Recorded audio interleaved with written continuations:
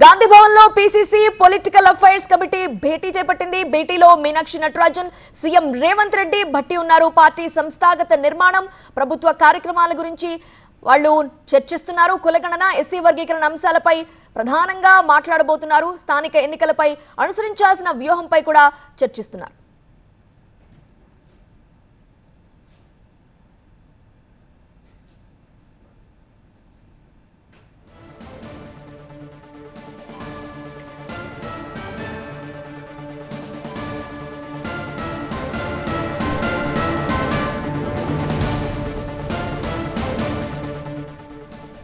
గాంధీ భవన్ లో PCC political affairs committee భేటీకి సంబంధించిన దృశ్యాలే మనం చూస్తున్నాము.